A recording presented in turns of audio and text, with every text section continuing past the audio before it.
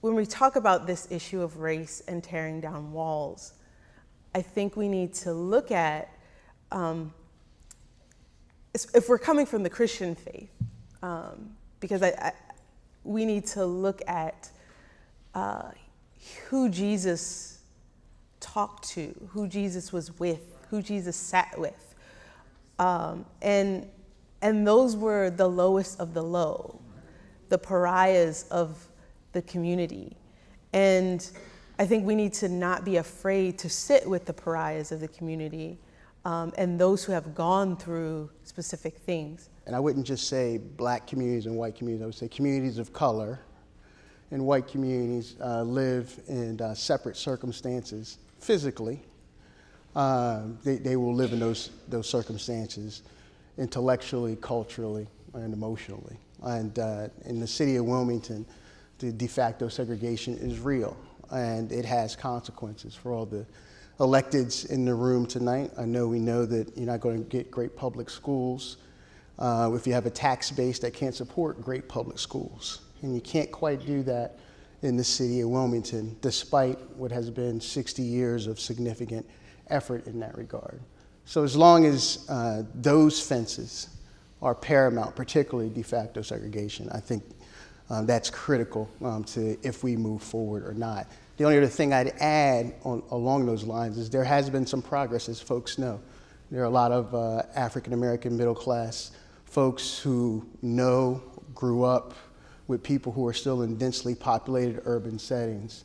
And my contention is that we, the black middle class, don't do enough, both as it relates to giving back to the communities that we either call home or have aunties, uncles, grandmothers, and grandparents still living in, or actually living in those communities and coming back and helping stabilize those efforts. I came back here because I believe in this city.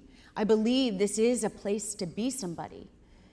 But I have to tell you, I am infuriated today, and I'm getting angry, and it's not serving anybody well. Myself and everybody else included, right? I'm now just getting angry. So I would say that, this is a really complex issue. If you worked every single day with minimum wage, every single day, didn't want to miss one day of work before taxes, $17,160 in the state of Delaware. You tell me who can live off of that? Who? Right? And if you don't have the education, or you can't pay $30,000 to go to Wilmington Friends, like I went to because my parents could afford it back then. If you don't have that, and all those schools have all these connections with all these colleges, right? It's a rigged system.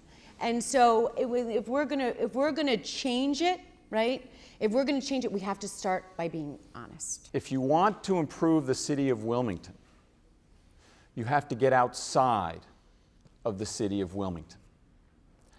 Talking amongst yourself and getting angry about it serves no purpose, because the population of the state is 950,000 people.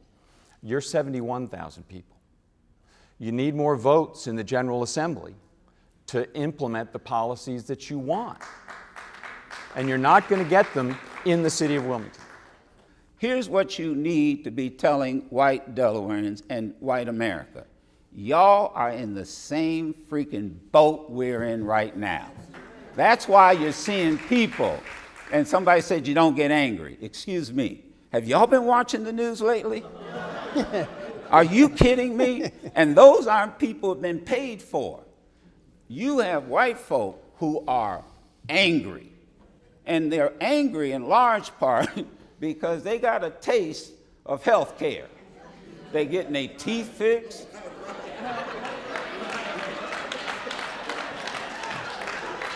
The babies are getting vaccinated. And now they're saying, wait a minute, you getting ready to do what? And that is anger. And in my neighborhood, we called it righteous indignation. Okay. We called it righteous. And so sometimes you do have to get angry to motivate